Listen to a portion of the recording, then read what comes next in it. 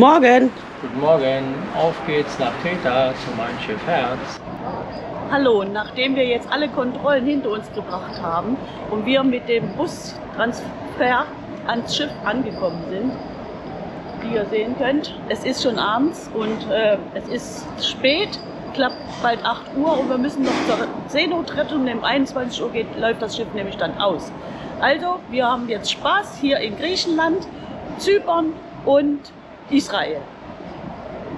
Gute Reise. Und wir haben diesmal das kleine Schiff genommen, Mein Schiff Herz. Wir sind kaum angekommen und schon sitzen wir im Atlantik, haben einen schönen Tisch bekommen am Ende des Schiffes und können natürlich dadurch auch schön rausgucken. Jetzt lassen wir es uns erstmal schmecken. Ich sag mal Prost. Zum Wohl. Meine Damen und Herren, Captain Sharky, das ist das Maskottchen und Symbol für unsere kleinsten Gäste, für den Kids, für Wunderschönen guten Abend und ein herzliches Willkommen auf unserem wunderschönen Mein Schiff Herz. und Steuerbord und Heck. Zum Wohl!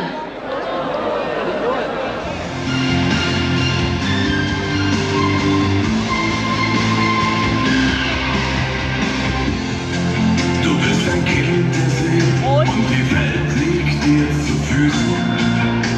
Ich denk so oft zurück an dich, als du mein Zuhause warst. Setz ich meine Segel, bist du für mich da. Große Freiheit. Nach der Abfahrt gibt es gleich den ersten Seetag. Und ja, die Liegen sind zwar voll, aber es ist doch überschaubar. Und da drüben ist auch die überschaubar. Alles sehr entspannt.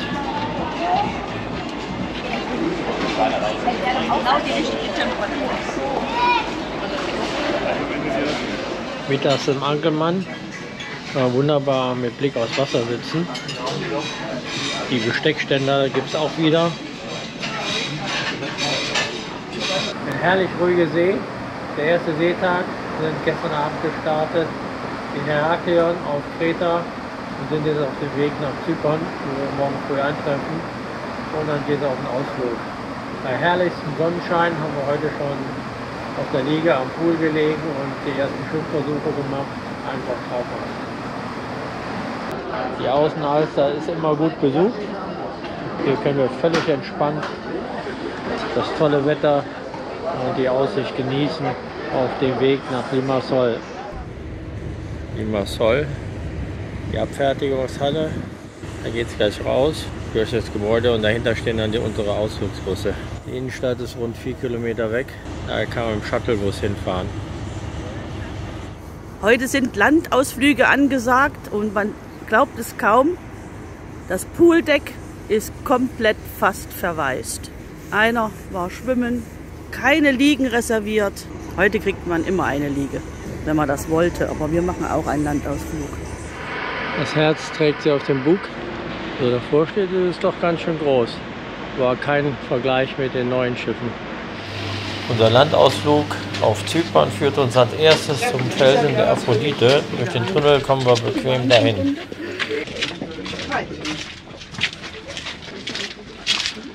Und schwupps sind wir am Strand von der Aphrodite. Ja.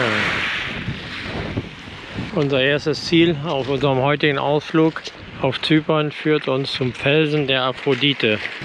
Kiesstrand, wo sind tatsächlich ein paar im Wasser. Hallo, meine Aphrodite. Es ist herrlich warm hier und es ist wunderschön. Ja. Hier sind noch ein paar Leute im Wasser. Und toll. Hier kann man auch den QR-Code scannen mit der App. Da kriegt man auch mehr Informationen. Und dann geht es auch schon wieder weiter. Unsere Panoramafahrt und Plantagenbesuch. Ja, unsere Gruppe ist vor dem Zaun. Ich habe sie hier hinter den Zaun geschlichen, um mir zu filmen. Da muss man tatsächlich bezahlen, aber bezahlen wollen die anscheinend beim Ausflug nicht. Ein kleiner Überblick über die alten Steine hier vom Apollo. Marina muss leider draußen bleiben. Die Anlage hier kostet normalerweise Geld. Das hat man sich weggespart. Und dann dürfen wir ein bisschen vor dem Zaun rumbleiben. Das war aber eine komischer Stopp hier. Ja, die waren clever, ne? Ja. Interessanterweise stehen wir jetzt hier mit unserem Bus am Zaun. Da hinten ist möglicherweise ein Amphitheater, aber Eintritt haben wir anscheinend nicht bezahlt, keine Ahnung. Dann sind wir am Kolossos, 10 Minuten Aufenthalt, kostet Geld, 2,50 €. So schnell können wir gar nicht sein, weil in 10 Minuten schon wieder am Bus sein müssen.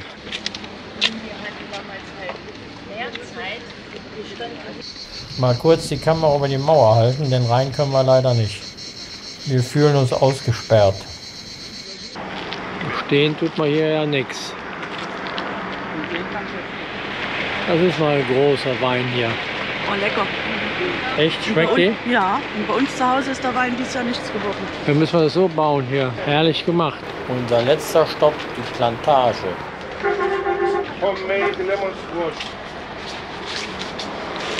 Extrem süß, die Orangen. Sehr lecker. Dem Dach aus Weintrauben, das gefällt mir richtig gut. Das ist klasse, ne? Ja. Hier gibt es von jedem was. Granatäpfel, Oliven, Orangen, sieht das mir relativ klein aus. Das Ganze wirkt wie eine Plantage nur für Touristen. Der Ausflug war irgendwie nichts. Ein schönes Schiff, 4 Kilometer sind es bis zur Stadt, aber hier kann man gut mit dem Shuttlebus fahren. Wer nur einen Tag in Limassol ist, der sollte sich die Stadt anschauen. Das macht mehr Sinn als ein Ausflug. Die machen das auch nicht anders wie wir. Vorleine und springen. So weit unten sind wir.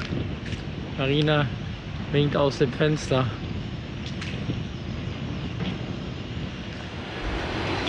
Wenigstens einmal müssen wir die Currywurst mit Pommes probieren. Wir haben Cliff 24. Lassen wir uns überraschen.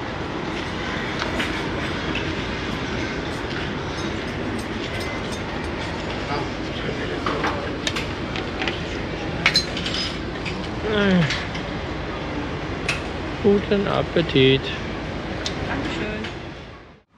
Warten wir aufs Anlegen in Israel. Sind etwas verspätet dran. Gehen jetzt hier anscheinend an das Arbeitskai. Es ist kurz vor 6:30 am Morgen. Wird ein harter Tag. Auf geht's nach Masada und dem Toten Meer. Der Weg nach Masada führt am südlichen Teil des Toten Meers vorbei, wo einige Hotels stehen. Wir starten in Masada im Nationalpark, Weltkulturerbe, und fahren jetzt gleich mit der Seilbahn hoch. Und hier geht es gleich hoch. Ja, und wer hat es gebaut? Die Schweizer. Einmal bis oben ohne Stütze. אנא היזהרו מהדלתות החשמליות. אנו מאחלים לכם ביקור מהנה. Please be careful of the automatic doors. Und dann geht die nächste wieder runter. Das alte Schweizer System. Eine kommt rauf, eine fährt runter. Hier kann man auch zu Fuß runtergehen über die Treppen, wenn man nicht mit der Seilbahn fahren möchte.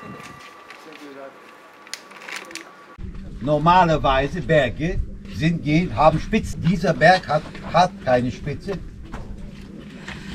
650 Meter von dort nach dort, 350 Meter breit und relativ flach.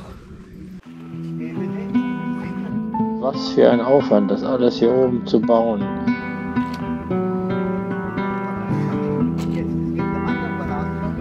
Von hier oben hat man einen fantastischen Rundumblick auf das Tote Meer und die Umgebung. Hier kann man sehen, wie die Menschen gelebt haben in diesen Mauern. Und weiter geht die Wanderung. Das hier ist das Badehaus gewesen. Schon interessant. Ja, sind wir im Badehaus drin?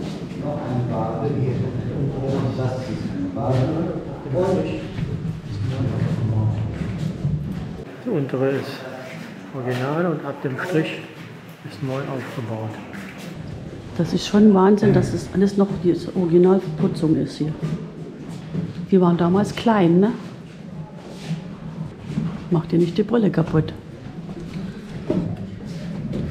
Guck mal, Schatz, ich habe immer Glück. Ja, passt durch, ja, komisch. Ich muss nie den Kopf einziehen. Das ist wie mit der Parkuhr. Da kommt die heiße Luft unter den Platten durch und auch am Rand. Über die Platten wird die Wand aufgeheizt. Da unten sieht man dann die andere Ebene. Das ist schon Wahnsinn, wie hoch das gebaut ist. Hier geht es zur mittleren Ebene. Schon ein Berg. Ein kleines Tauchbad. Jetzt hier zum Westpalast.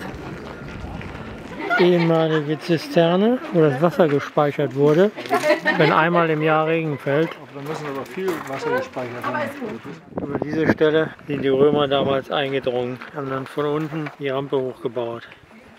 Ein riesiges Plateau, 600 Meter lang, 400 Meter breit. Und natürlich sehr viel los hier.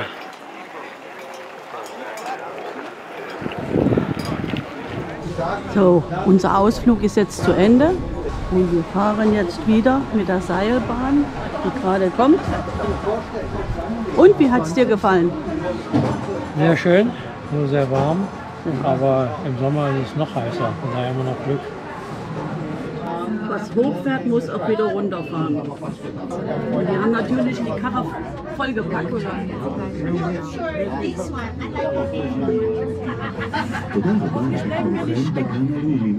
Das ist unser Ausflug, Masada und das Tote Meer. Ja, das geht noch Kilometer lang, die Schlange zum Essen. Wir haben ja echt Schwein gehabt. Okay, jetzt sind wir am tiefsten Punkt der Erde, zumindest den man begehen kann. Minus 420 Meter.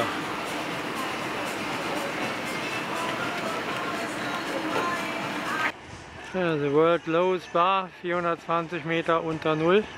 Können sie wahrscheinlich jetzt noch ein Stück tiefer bauen. Ist schon traurig, wenn man das so sieht, wie der Strand so langsam verschwindet. Man sieht schon, wie das Tote Meer über die Jahre Wasser verliert.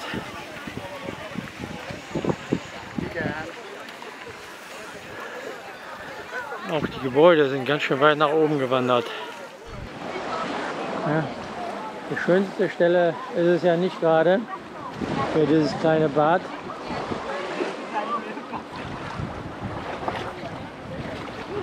Auf jeden Fall ist das wärmer wie die Badewanne. Ja, da leg dich mal hin. Da liege ich. Okay, ja. Einfach so. Ja, einfach so. Hast dich einfach hingelegt. Jetzt stehen wir wieder auf.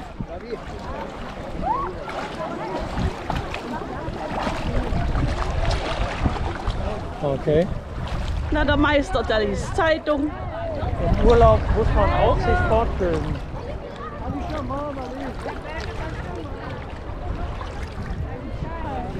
So. Okay. Ja, der Meister im Toten Meer. Das Problem ist, wenn man einmal liegt, kommt man nicht wieder hoch. Ach ja. Jetzt muss ich gucken, wie ich zurechtkomme. Ist das lustig? Oh, das ist eins.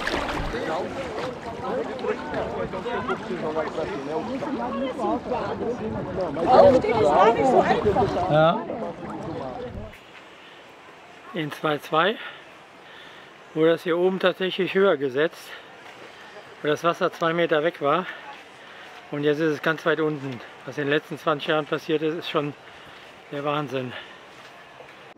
Jetzt sind wir hier. Der Hafen ist geschlossen. Kommen wir nicht aufs Schiff, auch noch nicht erlebt. Dann ging es doch nur um die Ecke rum. Und wir stehen hier in Ashdod und da gibt es doch den direkten Weg zum Schiff. Und es gibt sogar einen Busfahrer, der hat den richtigen Weg gefunden. Das ist das Schöne am Atlantik mit der Treppe. Das erinnert so ein bisschen an die Titanic. Genau. Ja. Ja. Übrigens Sabine und Christoph. Ja, hier oben Restaurant und unten Restaurant. Bis morgen. Jetzt wird unser Schiff vom Schlepper rausgeschleppt. Wir verlassen jetzt den Hafen Aschdod. Uns musste ein Schlepper rausschleppen, aber wir haben es jetzt geschafft, auf eigene Faust weiterzufahren. Guten Morgen! Heute gibt es den Ausflug Jerusalem und Bethlehem. Und das wird über 11 Stunden sein und es wird um die 30 Grad warm. Aber das schaffen wir auch noch. Da stehen auch schon gleich die Busse. Wir befinden uns hier auf dem Ölberg, wo man einen super Überblick von Jerusalem hat. Im Hintergrund sieht man den Tempelberg. Toll. Das ganze Schiff ist hier. Zum Glück ist das Wetter heute nicht so warm. Aber hier ist ganz schön was los. Alle wollen sie den traumhaften Überblick sehen. Der Ausblick ist schon phänomenal. Der nächste Stopp ist die Kirche der Nation. Da müssen wir natürlich auch reichlich Fotos machen. Nebenan gibt es dann auch noch einen Olivengarten. Dieser Olivenbaum ist knapp 800 Jahre alt.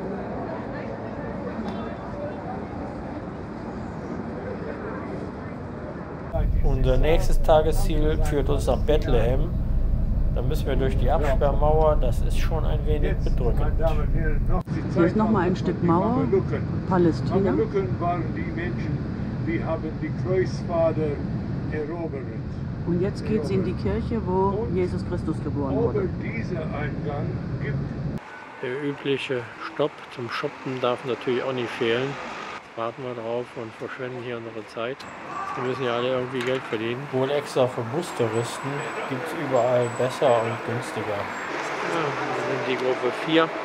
Wir sind jetzt in Bethlehem an der Geburtskirche. Es ist nicht so voll, wie es aussieht. Ganz kleiner Eingang. Der Eingang ist nur was für Marina. Oh, mein Rücken.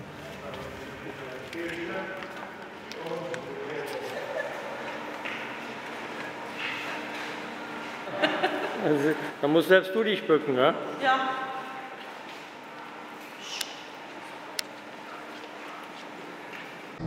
Jetzt gehen wir zu der Scheune, zu dem Stall, wo Jesus Christus geboren wurde. Schon toll hier. Natürlich stand die Kirche damals noch nicht und deshalb ist der Stern nur symbolisch. Hier geht es jetzt runter. Jetzt geht es da rein, wo Jesus Christus geboren wurde. Also hier ist Jesus Christus geboren. Hier unten drin.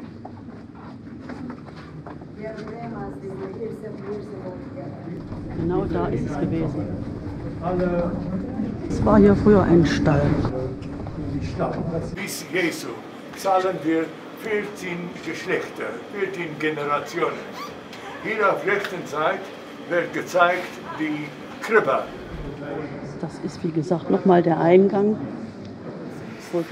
Die Mosaiken wurden von den Moslems bedeckt, weil am Boden dürfen keine Mosaiken sein. An der Wand hat man die Mosaiken erhalten. Jetzt geht es wieder raus. Und das konnte ich wirklich im Stehen machen. So leer ist das sonst hier nie. Kleiner Einblick. Die Straßen von Palästina.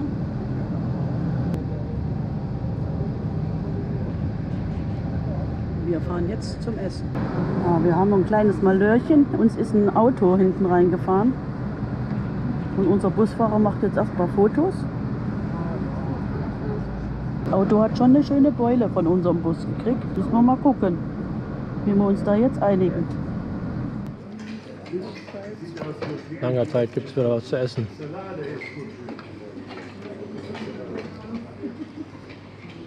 Jetzt gehen wir hier gleich durchs Jaffa-Tor. Wo immer gewesen, wo die Menschen abgefahren nach Ausland. Das Tor hat 90 Grad. Dann kann man auch die Stadt nicht so schnell stürmen. Dann ist das automatische Bremse.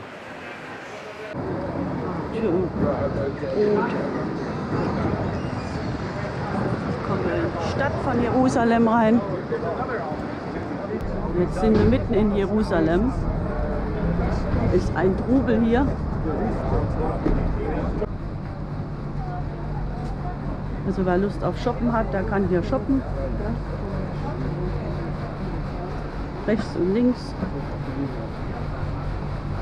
Ganz viel.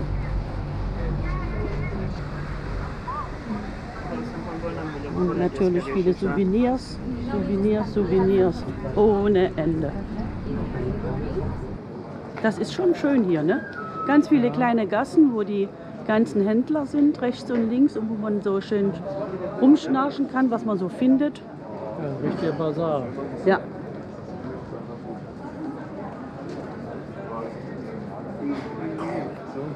Ja, schon toll. Das ist die Grabeskirche. Wird viel restauriert. Hier in der Grabeskirche sind 3 Stationen des Kreuzwegs. Eine lange Schlange vor dem Grab, alle wollen da mal rein. Aus Zeitgründen gehen wir den Kreuzweg in umgekehrte Richtung. Die 6. Station mit dem Handtuch. Die erste Stelle des Kreuzwegs.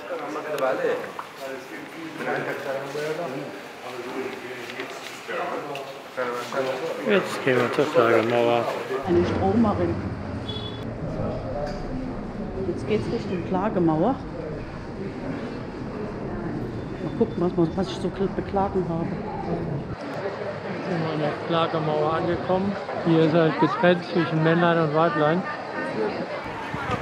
Da gehen wir jetzt nochmal rein. Jetzt bin ich hier ganz nah an der Klagemauer. Bei den Frauen ist richtig viel los. Die haben viel zu klagen. Und bei den Männern drüben ist es total leer. Das ist schon interessant. Das war heute unser Ausflug nach Jerusalem und Bethlehem. Hier endet er an der Klagemauer und jetzt geht es zurück zum Bus. Und es war ein wunderschöner Ausflug. Man sieht da unten, dass die Mauer noch viel weiter runter geht. Wir gehen jetzt hier zum Westtor raus. Nach über 12 Stunden geht es wieder zurück an Bord. Wir sind im Dunkeln weg und im Dunkeln wieder zurück. 2 Minuten vor Schluss. 20:28 Uhr sind wir angekommen. 20:30 Uhr war Boardingschluss für Passagiere. Aber wir sitzen direkt am Fenster und können noch sehen, wenn es gleich losgeht. Während des Essens sind wir ausgelaufen und sind jetzt schon ein ganzes Stück weg. Der nächste Tag ist ein Seetag. Es ist extrem stürmisch, dafür aber nicht so voll. Die Marina hat den Pool für sich ganz allein. Von unserer Kabine kann man quasi in die komplette Länge des Schiffes gucken. Das Schiff verfügt über 3 Aufzüge, die neueren Schiffe ja nur noch über 2. Ich stehe jetzt hier vor der Kabine 4111. Wir sind ganz unten im Keller, aber mehr war gar nicht mehr zu kriegen. Das Schiff ist ausgebucht. Wir wollten aber wenigstens eine Außenkabine haben mit Fenster.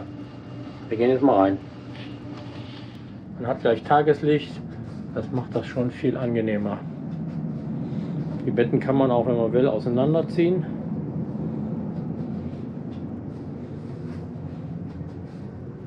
Also dicht unter dem Fenster kann man die Wellen hier schon ganz schön rauschen hören. Und ja, es ist auch ordentlich gerade. Aber ich möchte nicht wissen, wie das hier klatscht, wenn hier richtig Welle ist. Ein Schwenk hier rüber. Der Schrank. Ja. Die Minibar, das verstehe ich ja immer nicht. Das ist für die noch Durstigen. Alles umsonst, aber hier muss ich bezahlen. Ich kann das Getränk mit raufnehmen, umsonst, aber wenn ich hier was rausnehme, kostet das Geld.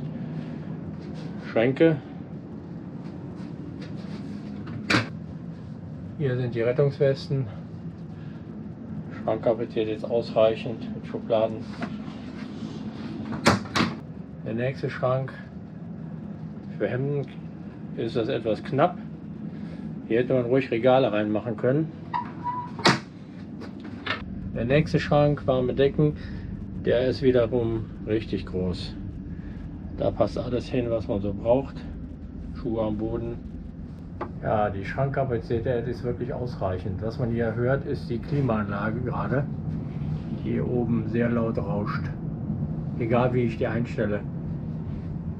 Jetzt gehen wir mal zu der Toilette. Der Raum ist groß genug, Platz für alles ist vorhanden. Übliche kennen wir ja schon von der alten Mein Schiff. Die Duschkabine, ja, auch ausreichend groß. Der Conditioner fehlt.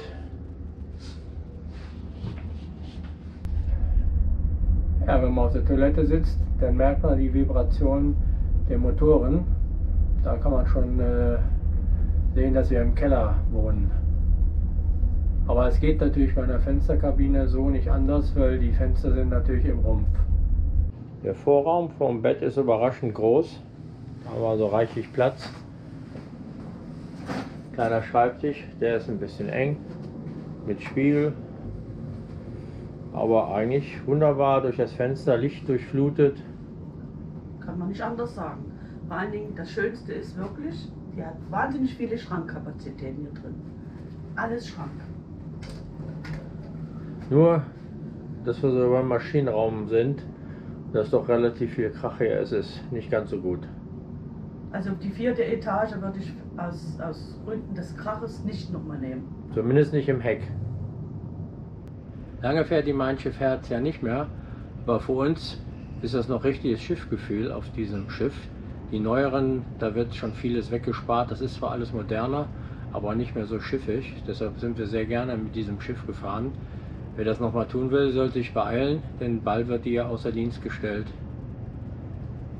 Der Wasserspender ist auch da, da kann man sich abends noch frisches Wasser holen und muss eigentlich nicht auf die Minibar zurückgreifen.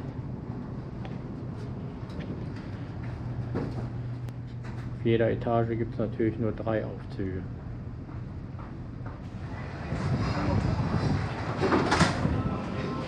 Ja, der Ankermann bietet als Buffet-Restaurant schon einiges, allerdings ist das deutlich weniger als auf der AIDA. Das Konzept von Mein Schiff ist natürlich eher der Atlantik, aber man wird trotzdem ausreichend satt. Hier ist die asiatische Ecke. Auf der anderen Seite ist dann die deutsche Ecke mit normalem Fleisch. Und hier gibt es Nachtisch. Auf der Seite ist der Gosch und auf der anderen Seite das La Spezia. Und hier kann man abends auch gemütlich sitzen, drinnen, wenn das Wetter nicht so gut ist. Heute Mittag haben wir einen wunderbaren Platz auf der Außenalster. Hier sind wir auch etwas windgeschützt und können dann Essen aus dem Ankermann holen.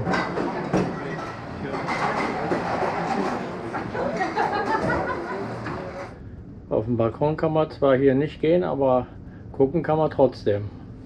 Man sitzt so schön hier in dem Fensterrahmen und beobachte gerade den Sonnenuntergang. Das ist total toll. Und wir haben natürlich auch ein tobendes Meer heute. Also toben, ja, es sind ein paar Wellen. Der Sonnenuntergang von unserem Fensterhaus. Sie verschwindet langsam. Schwuppdiwupp, dann ist er bald gleich weg. Und auf Deck 6 ist auch die TUI Bar. Noch ein Getränk, bevor es ins Atlantik geht. Nach dem Essen genießen wir noch die wunderbare Abendstimmung auf dem Deck. Bevor wir dann zum bayerischen Abend auf dem Kuhlebeck gehen. Dies wird je unterbrochen durch eine Hubschrauber-Rettungsaktion und so verziehen wir uns in die Disco. Disco-Stimmung auf Mein Schiff Herz.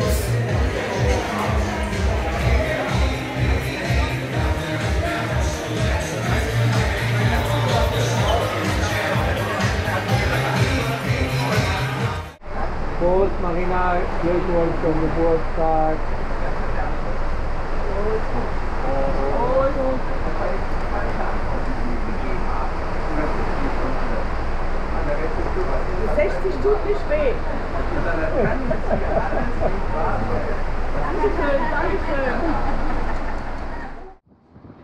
Bei viel Wind sind wir in Rhodos angekommen, unserem letzten Ziel auf unserer Reise, bevor es heute Abend nach Kreta zurückgeht.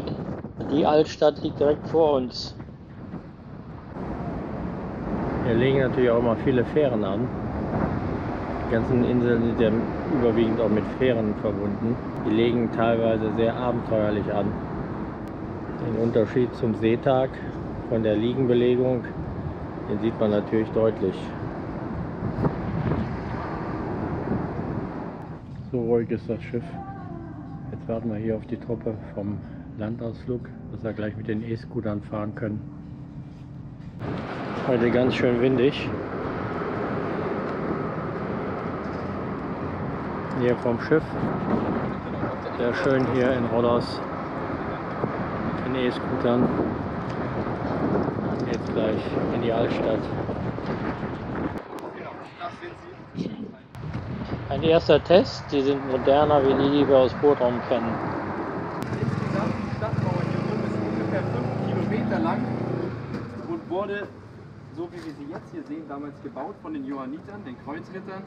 Es gab sie aber auch schon vorher von den Byzantinern, aber das sah nicht so aus wie jetzt. Angekommen in der Altstadt. Besonders die Steinstraßen sind interessant.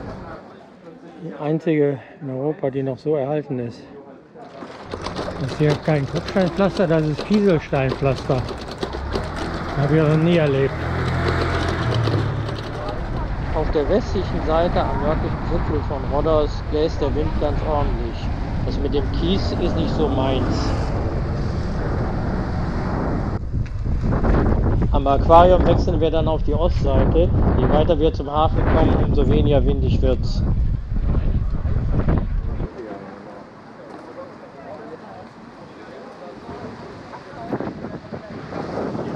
Und ganz hinten sieht man schon ein Schiff. Wenn man Interesse hat, dann guckt man ja auch. Der sagt, baut einen Boot. Mit den Rollern macht schon richtig Spaß. Das kann ich jedem mal empfehlen. Die Altstadt von Rhodos ist wirklich wunderbar mit ihren verwinkelten Gassen. Ein Traum. Eine coole Location hier mitten in der Stadt. Alle Restaurants in der zweiten Reihe. Wir haben unser E-Scooter abgestellt und machen jetzt hier eine kleine Pause mit einem lecker Bier. Ja. Zurück mit den Rollern. Wir genießen jetzt noch den Nachmittag, bevor es nachher weitergeht.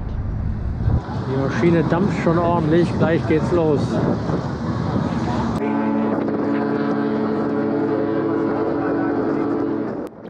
Sehr wichtig, solche Autos. Ja, Sturm ist das ja schon. Genau. Aber es geht unten schon los.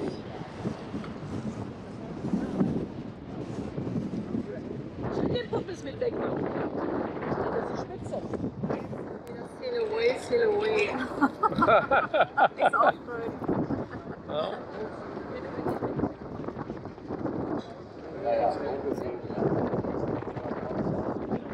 Auf der anderen Seite werden wir zur Sicherheit von Schlepper begleitet. Das letzte Auslaufen, das war's mal wieder für diesen Urlaub. So, am letzten Abend fahren wir nach Rhodos lang. Dann geht es nachher Richtung Kreta weiter. Wir haben wieder einen schönen Tisch. Marina muss noch ihre Glückwünsche alle in Empfang nehmen. Ja, antworten vor allem. Danke sagen, wenn man gratuliert bekommen hat an meinem 60. Geburtstag. So, jetzt wisst ihr das auch.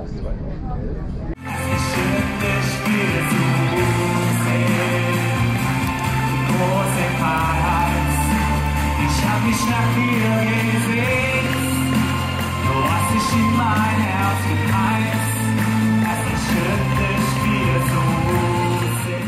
Wir liegen jetzt wieder in Heraklion. Das Wetter ist nicht so schön, dass man am Pool liegen könnte und baden. Mittags ist auch Regen angesagt. Und deshalb gehen wir gleich auch noch mal in die Stadt, weil unser Flug ist erst heute Abend. Um in Heraklion in die Stadt zu kommen, dann muss man erstmal mit dem Shuttlebus vom Schiff zum Ausgang, weil man nicht alleine durchs Hafengelände darf. Die Einkaufsstraßen sind alle auch schon sehr modern. So modern hätte ich die Stadt gar nicht erwartet. Der Löwenbrunnen, eines der Highlights hier in Heraklion. Die Stadt ist ganz schön voll. Eine sehr schöne Einkaufsstraße. Hier haben wir auch noch eine Kirche. Aber Heraklion ist wirklich sehr modern. Also dieses Altstadt-Flair, das fehlt hier doch total. Hier jetzt nochmal zur Festung. Der Hafen ist schön urig, auch mit den alten Fischerbooten. Da hinten steht unser Schiff.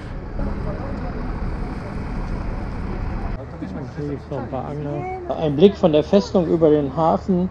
Die Festung ist auf jeden Fall sehenswert und sollte man sich auf jeden Fall anschauen. Kostet auch nicht viel Eintritt. Das letzte Mal hier das Schiff betreten, bevor es nachher zum Flughafen geht. Wir haben ja einen späten Flug und dürfen so lange noch am Schiff bleiben. Regen verlassen wir jetzt das Schiff Richtung Flughafen. Schon mal, der Regen bereitet uns schon mal auf Deutschland vor. Ja? Ja, so ist das halt. Kann man nicht ändern.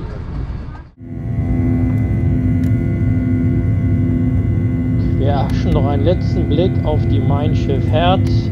Wahrscheinlich werden wir die so nie wiedersehen. Ein bisschen Wehmut ist dabei.